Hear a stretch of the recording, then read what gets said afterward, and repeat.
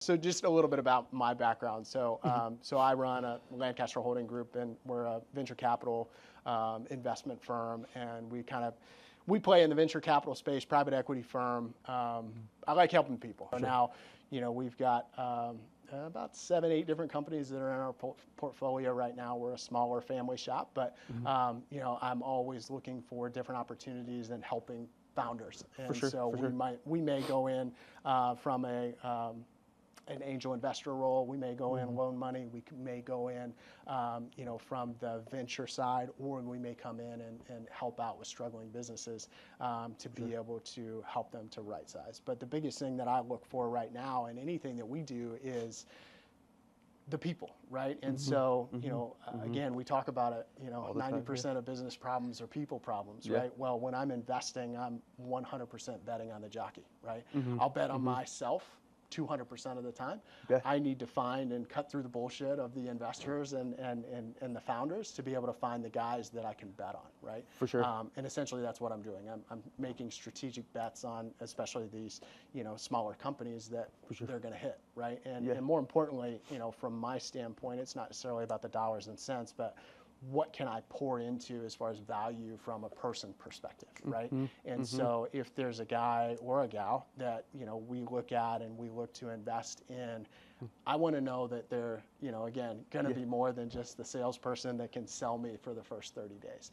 I want to know that, when things get rocky, and they will, right? And there will be those times where you will have those valleys, that they're going to stick through it, that they're going to find a way, that they're going to have that optimistic attitude. And so those are things that we look at. So again, long-winded way of saying, private equity, venture capital, we've got about 8 different companies ranging from staffing firms all the way up to salad dressing, marinade companies. We've got restaurants. I've got clinics that we're running at this point. Actually, this weekend we're going out to do some virtual reality training for sports officials, right? So it's never a dull moment. I love it. But again, my passion is to be able to help people and to be able to grow business. And, it's fun. It's always good. Yeah, so. Which I will say, because you're obviously invested in me, you're invested in Ellipsis Connect.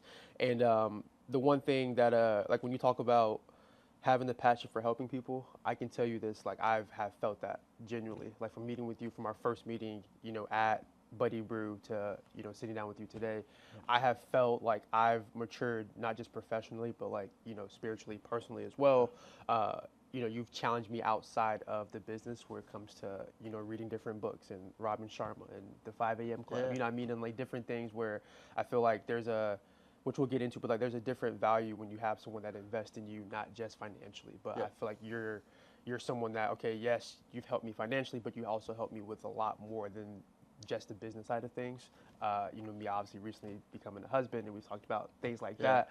I never told you this, or I have, but I'll say it again, especially now that I appreciate you, man. Like investing in me, and you're someone that for whatever it's worth, I've gone to different networking events, talked to different people, and people have this, I won't even say stigma, like people kind of get afraid when they hear like, oh, you have an investor or angel investor, they think like, oh, they just want to make money off of you, and I'm like, I don't feel that. You know what I mean? Honestly, it's like for whatever it's worth, I'm also not swimming in dough right now either. You know what I mean? But I feel like having you as a partner, I see that it's a lot deeper than just the financial side of it, for real. So I appreciate you. Yeah, no.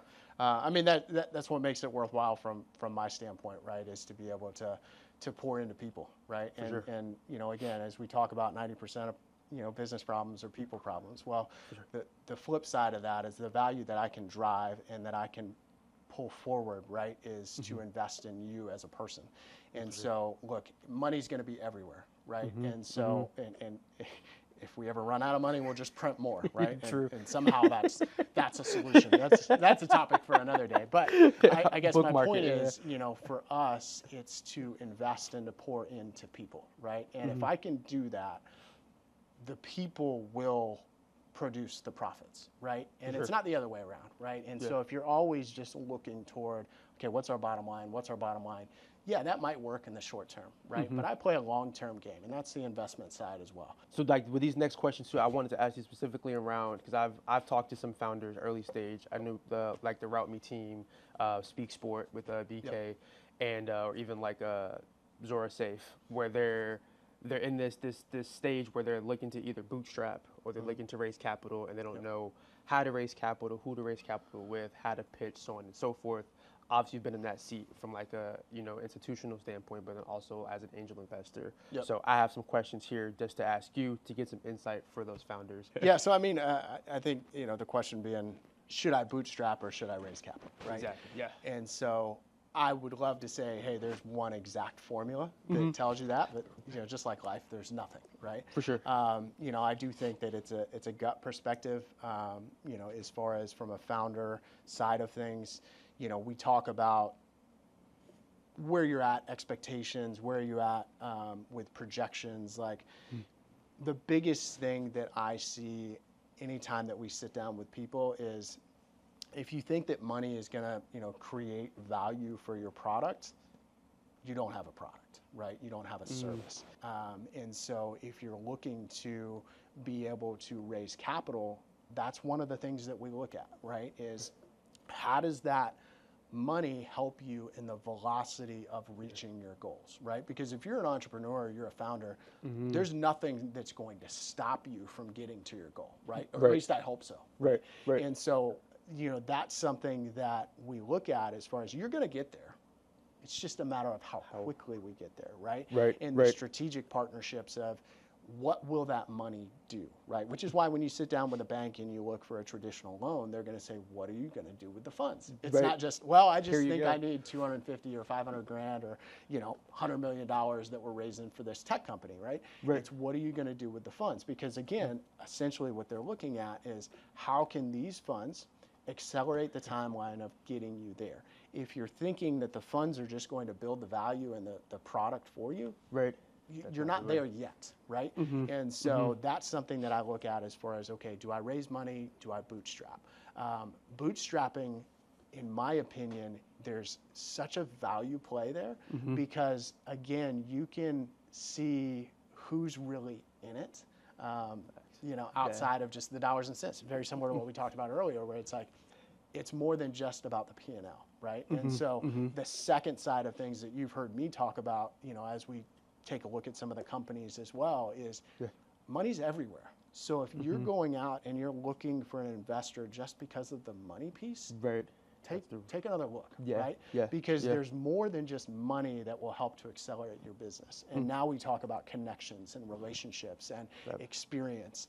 And so if you can find, somebody with the money, the connections, the relationships, the experience, they have all those, that's probably a winner for you, right? Because that's going to allow you to accelerate that timeline faster than, than anything else. But in some instances, those are unicorns. And so you've got to be able to pick the play that makes the most sense for your business. And each one is a little bit different, right? And so you might need, capital to be able to raise production lines and different things like that. Okay, that's one side, right? But then it's also, how do we approach the right people or those connections? So if you're bootstrapping, you could also make a play to go to, it may not be a venture capitalist, but maybe it's somebody else that has skills and experience that you need. And now you work a deal to be able to, buy in for equity or different plays on, it's a bootstrapping and a capital raise, but it's a little bit different, right? And so, so that's where I would say, from the bootstrapping to raising capital, again, I'd love to say that there's an exact formula. There's not.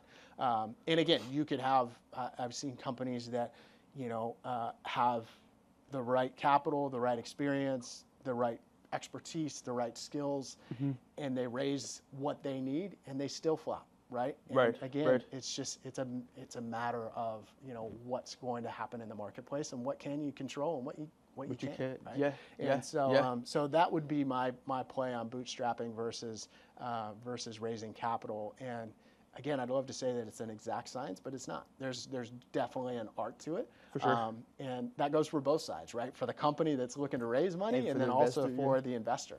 And again, that's something where we've been very fortunate that we haven't necessarily had to go out and find deals. The deals find us, right? And so I'm a very big believer in that, but you also have to be open to those particular deals and opportunities. For sure. And so, so that's what I would say between bootstrapping and raising money and raising capital. Again, it's not an exact science, but just making sure that you're quote unquote going after the smart money, right? The money that it's more than just, hey, it's 300 grand, but it's 300 grand and you've got access to my relationships. Because again, if you're just looking to raise 300 grand, just get your financials right and go to a bank and pay interest, right? For sure. But again, another item that we talk about is equity is the most expensive thing, but most people don't think in terms of equity, right? And similar to like when we're in the recruiting space, they're like, how much money are you going to bring? Right. Yeah. I can give you, and again, we've made these plays as well, where it's like, hey, I'll give you $100,000, but I'll do it for 10% of your company, right? Most people bite on the $100,000, right? Because they see the tangible aspect. Right. But where I want people to bite is I want people to bite on that 10%, because if bringing you in can now take, let's just say $100,000 company, and I can flip that into a $10 million company, and I took 10%, I'll do that trade all day long. True you know that. What I mean? Yeah. But again, there's skin there, right? And, For sure.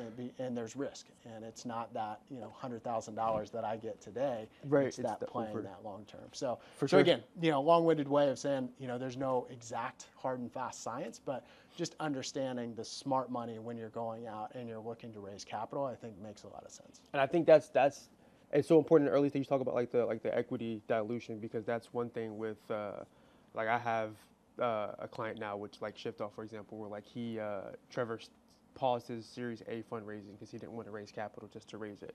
I know we've met with founders in the past that have had questions around like, what's good money versus bad money? If I'm giving up equity dilution to be able to raise capital, like should I do it? Should I not do that? And I think you make a good point, which is another question is how should early stage founders think about their first fundraising round, especially when balancing equity dilution with long-term vision, and like some of the common mistakes that you might see early stage founders make?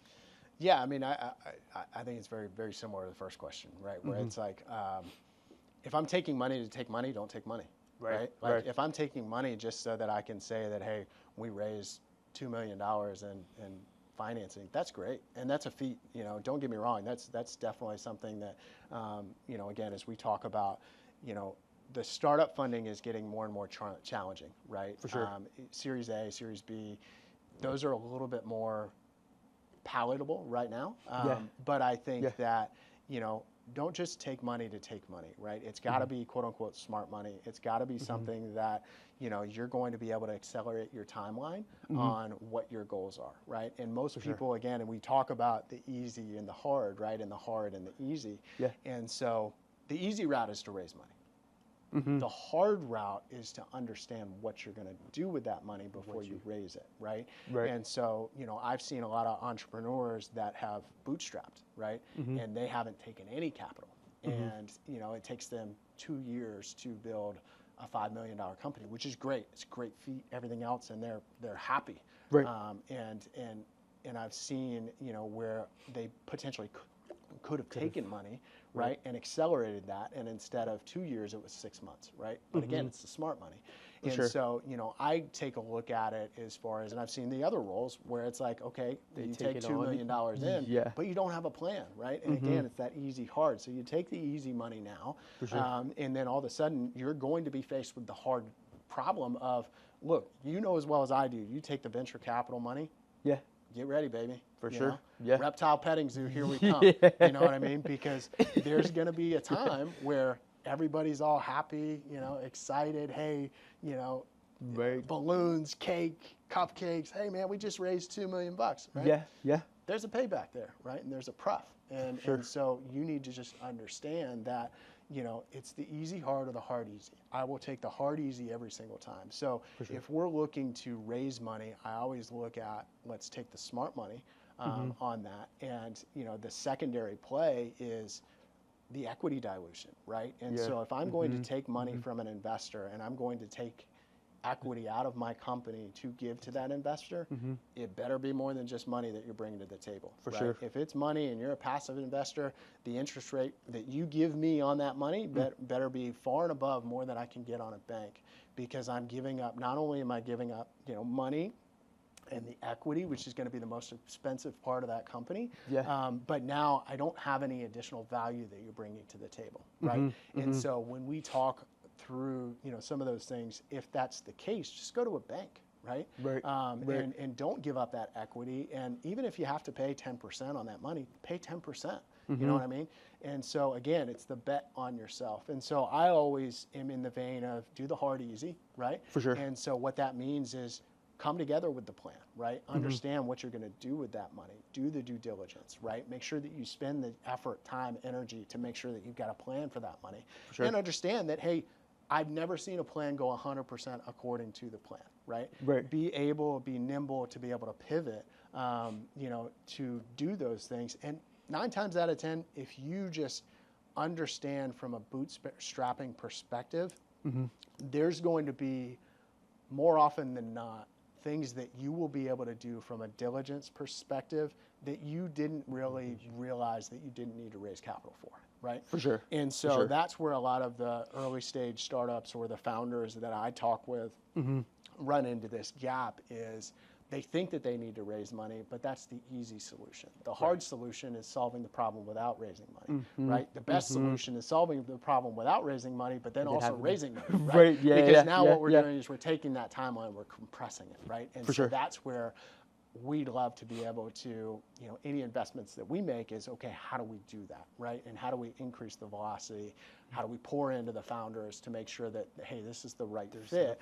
But then we also teach them the skills to be able to go out and fish and not just catch the fish for them, if that makes sense. For sure. No, for sure. And I think, like for you, because obviously you're someone you invest in people, and I know a lot of investors will invest in founders, products second, but it's like the founders like the main focus.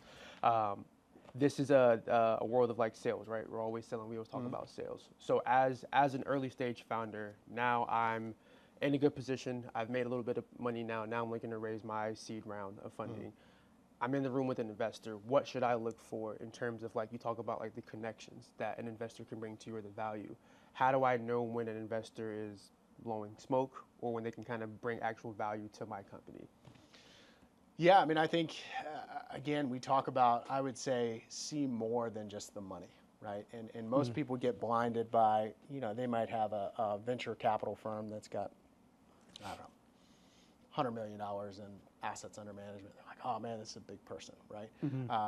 But all they see is the money, right? And so what I want to do is I want to understand from a founder perspective, what else are you going to bring to my company that will help me to, again, consolidate that timeline, right? The best thing that I think a lot of the startups can do is, and I used to love this show and still do, is Shark Tank, right? For sure. And so you have deals, you've got 4 or 5 people there that are probably worth billions plus, right? And so they're throwing money in deals in different ways. But if you really look past the money during some of those pitches, it's what else can you bring, right? And so the relationships, those are worth a lot. And so how can they help you to, or the experience, as we've talked about, how can they help you to compress that, to increase the velocity of which you can achieve your goal, I think is something that you definitely need to look through. So when you're sitting down with those investors or the venture capitalists, like seeing through just the big dollar signs is a key learning and a key skill. And one of 2 things, you'll either see that on the front end or you experience it and see it on the back end. Right. I would rather see it on the front end, but sometimes you can't, right? Sometimes, again, just like the founders and the CEOs are great salespeople, venture capitalists are pretty good salespeople. For sure. And so, so just understanding that you've got to be able to see through just the money aspect and what value they're going to bring to you. And, I always go through trust but verify, right? And so you trust that source, but you also want to verify it. For sure. And so I would look at the outside of just the portfolio of how much money they've lent, what some of those companies have done, right? And if you have the opportunity to speak with some of those CEOs or whoever took that initial investment from them, have a candid conversation with them, right? And so look, again, at the end of the day, business is business. There's going to be things in the environment that I can control, and there are going to be things that I can't, right? And so it's how we react to the things that we can't control and how our investors act to those things that really develop a thriving in a culture that I think is going to grow and prosper. So, again, it's the whole idea of being able to just understand who you're working with. And same thing, right? And so I would look at it from very similar to how we invest in CEOs and different founders. I'm investing in the people, right? And so I want to, when I take on any type of money as a startup, I want to understand that person, right? And understand how they're going to help me to grow outside of the dollars, right? For sure. So if this is something that you're going to be able to accelerate and learn from and grow from, great, right? You've probably heard it, you're either learning or earning, right? For sure, And so if it's something where we can do both, then we're in great shape. And so that's what I would look at as we're sitting at the table and you've got, some venture capitalists that are throwing money at you, just evaluate it outside of the money aspect. Second thing being, Ed Milet has a great quote on, he's very big on this concept of equanimity, right? Which is essentially taking emotion out of your decision. And so you will see, and again, a lot of the venture capitalists, a lot of the CEOs, a lot of founders are very good salespeople, right? And so their goal is for you to make an emotional decision. I don't want to make an emotional decision, right? And so if you ever find yourself in an area in which you've got to make a big decision, and this is for life too, right? You've got to make a big decision, and you're riding some sort of emotion. It's, everybody says it's the age-old adage of sleep on it, right? Take a beat, man. Understand, get in that space where you're even keel and you've got that, equanimity about you, and you're going to be able to make a better decision outside of those emotions, right? For sure. And so, from a founder standpoint, and they're taking on money, if anybody's ever, looking to, and again, it's the urgency and scarcity play from a sales tactic, right? If you get pressured and you feel like you're making an emotional decision, you probably are. Don't do it. Right? And take a beat and just understand that. And as a venture capitalist and private equity, I'm going to appreciate that, right? Because I'm also going to want that in you as a founder or as a CEO, that you're not going to make an emotional decision. For sure. And so that's something that I would look at too when you look at, raising capital. Who do I take? Who do I not? But just as it's a risk from the venture capitalist, it's also a risk from the CEO. For sure. And the founder. So, so again, I think it's just seeing past the money and just understanding the value that they can bring. And again, as you look at it, just boiling it down to very simple things. I just focus on the value, right? What value is that investor? What value is that venture capitalist going to bring to the organization? And there's more than one way for them to bring value outside of just writing a check. So for sure, I think because you've always told me like the trust and evaluate, right? Like trust people evaluate, and like when you talk about looking at other portfolio companies in a VC, I think there's some value there, like talking to those CEOs, having a candid conversation around like what's it been like, where have they helped you, where'd you start, what are you looking to do? But I think also like having that clear vision of like why you're looking to raise capital also will help to see like who's going to help bring value and not. That's something where I've talked to, there's a founder that's a part of Tampa Bay Wave, and they were raising their Series A round, and he was just talking about some experiences with different VCs that I had heard of, I had never worked with in the past, and he talked about just conversation that he had with them and how they were like, ghosting him, and he felt like they were just looking to just get a piece of like equity in the business, but he's like, I want to have a conversation with them and have it deeper than just like, what are your projections, to your point, like what's the spreadsheets? He wanted to do a deeper dive, and I felt like you get it. Yeah, I think the biggest thing is grit, right? And so that's a book that is hugely valuable, just to understand and the grittiness. What's the book? It's called Grit. Okay, Grit. Okay. Angela Duckworth. And so a plug for that for you guys on that side. But a great company or a great book, right? And great companies will go through challenges, right? And so again, it's how you navigate through that, right? And so if a founder approaches me and they look at it and they've never had any challenges or struggles, number one, I'll probably call bullshit. For sure. But number two, that's probably not somebody that I want to work with, right? Because it's like working out, right? We talk about this quite a bit. Like, in order for your muscles to grow, you've got to break down, right? Yes. And so, again, for a founder that I look at and that's attractive for me, it's somebody that's got grit, right? For sure. And if you failed a couple times, that actually to me is probably an attractive quality, right? For sure, yeah. And you're still back at it, and you're out there, and you're hungry, because that tells me that you're going to take a punch, right? For sure. And so that's something that, bar none, is a quality that, number one, I look for, and number two, I want to see, can we teach that, right? And I believe that grit can be taught. I don't believe that, we're just built to undergo challenges, right? For sure. I think it's a whole mentality side, right? And so being able to coach how to run through some of those challenges, whether it be in business or in life, it is what it is, right? Yeah. But I do believe that, business is very similar to life. Life is very similar to business, right? Where it's like, you're going to have ups, you're going to have downs, right? And so you've got to be able to navigate through those downtimes. And how you navigate through those downtimes will also let you to enjoy the successes of those uptimes, right? And so grit is probably one of the biggest things that I look at within a company and a founder.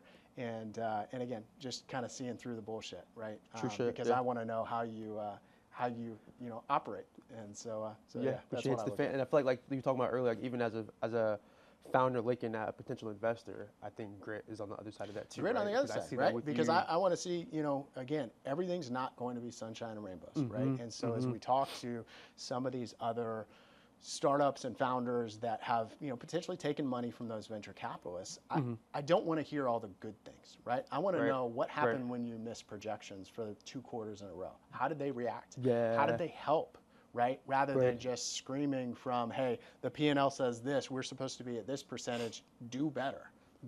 How? Right. How? Like, how are you going to help me to do better, right? And so those are some of the things that it's on the CEO, it's on the founder to be able to be nimble, to pivot, to be able to solve those problems. But then it's also from the venture capitalist perspective of how are you going to give them the tools to be able to do that, right?